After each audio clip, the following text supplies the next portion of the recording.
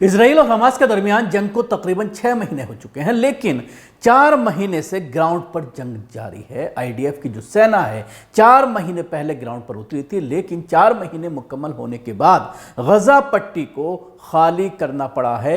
IDF की सेना को पूरी तरह से गजा पट्टी को खाली कर दिया गया है। हालांकि उसके लिए दूसरे ऑपरेशन की बात कही गई है इजरायली फोर्सेस के जरिए, और इस इलाके को खाली करने की वजह यह बताई गई है कि हमास के दूसरे ठिकानों को अब तबाह बर्बाद करना है। गजा पूरी तरह से तबाह कर दिया गया है, चाहे वो एयर स्ट्राइक की बात करें या फिर ग्राउंड पर टैंक उतार करके। लेकिन इसके साथ साथ इजरायली सेना का भी जबरदस्त जानी और माली नुकसान हुआ है। टैंकों को जिस तरह से तबाह बर्बाद किया गया है, एक वीडियो लोकल पत्रकार ने अपने अकाउंट पर जो है वो शेयर की है, और उसमें ये दिखाने की कोशिश की है कि जब गजा पट्टी को आईडीएफ के जरिए पूरी तरह से खाली कर दिया गया है तो वहां की क्या हालात हैं।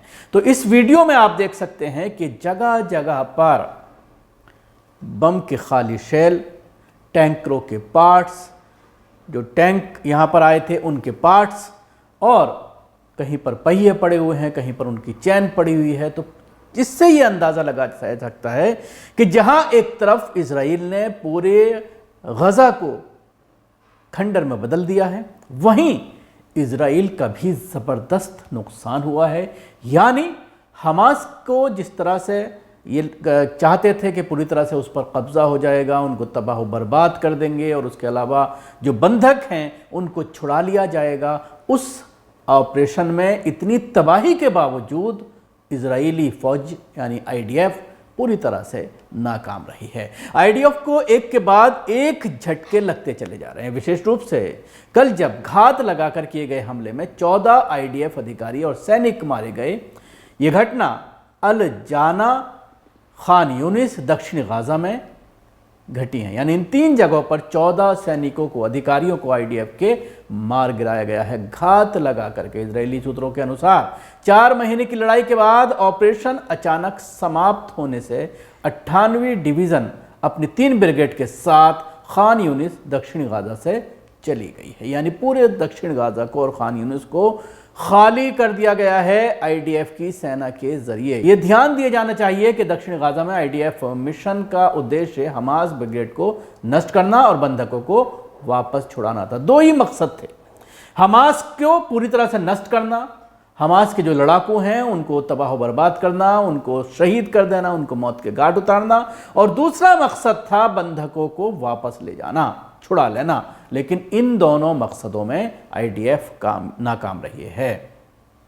इसके साथ ही बंधकों के संबंध में आगे की उपलब्धि हासिल करने में पूरी तरह से असमर्थ है।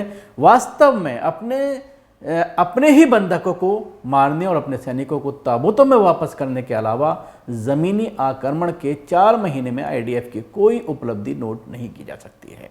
यानी जो हमले किए गए खान यूनिस में, उसमें कई बार ये देखने में आया कि उनके बंधक ही मारे गए, और या फिर जो इनके सैनिक हैं वो जो है उनकी मौत हुई। दक्षिण गाजा में इजरायली सेना ने मुख्य रूप से फिलिस्तीनियों के खिलाफ नरसंहार किया, जो उत्तर में अपने घरों में लौटने का प्रयास कर रहे थे। साथ ही खान यूनिस में के नासिर मेडिकल कॉम्प्लेक्स के आसपास भी नरसंहार किया।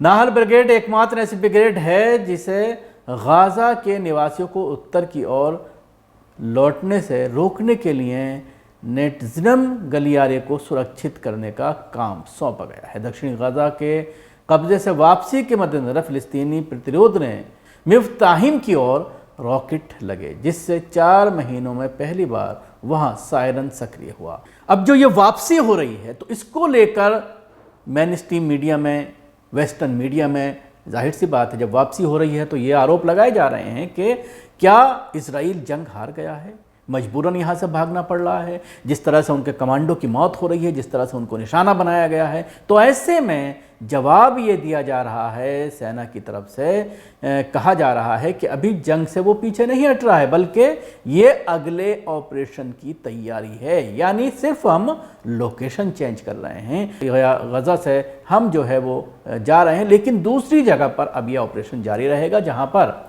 हमास के लड़ाकों को मारने का काम किया जाएगा। इसके साथ ये कहा जा रहा है कि रफ़ा में अब घुसने की तैयारी है। हमास का जो गढ़ है रफ़ा, उसको ये कहा जा रहा है कि बाकी गढ़ तो हमने तबाह बर्बाद कर दिए, अब रफ़ा बचा है, अब उसको ख़त्म करने के लिए हम जो है यहाँ से जा रहे हैं। इजरायली सेना ने कहा है कि रविवार को IDF के 98वें कमांडो डिवीज़न ने गाज़ा के दक्षिण शहर खान यूनिस में अपना मिशन ख़त्म कर दिया है। इसमें कहा गया है कि 162वें डिवीज़न और नाहल ब्रिगेड के नेतृत्व में एक महत्वपूर्ण टुकड़ी गाज़ा पट्टी में काम करना जारी रखेगी। इसका मतलब यह है कि अभी एक ब्रिगेड इस शहर में मौजूद रहेगी। एक इजरायली ब्रिगेड में आमतौर पर सैनिकों की संख्या हज़ारों में होती है। इसराइल के रक्षा मंत्री योव गैलेट ने कहा है कि रफ़ा में एक ऑपरेशन होगा। इसके साथ ही मैं आपको बताना चाहूँगा जिस तरह से ईरान और इसराइल के दरमियान जो पूरे हालात ख़राब हुए हैं और लगातार ईरान के ज़रिए धमकियां दी जा रही हैं, अपने हथियारों की नुमाइश की जा रही है, ऐसे में जॉर्डन की तरफ से जो 12,000 सैनिक हैं जॉर्डन में जो तैयार किए गए हैं, जिनको ट्रेनिंग दी गई है, उनका इस्तेमाल ईरान जो है वो इसराइल के ख़िलाफ़ कर रहा है। खुल कर के अभी सामने इसराइल के नहीं आया है और ये कहा जा रहा है कि इन्हीं के ज़रिए वो इसराइल को निशाना बना रहा है और आगे भी बनाया जाता रहेगा।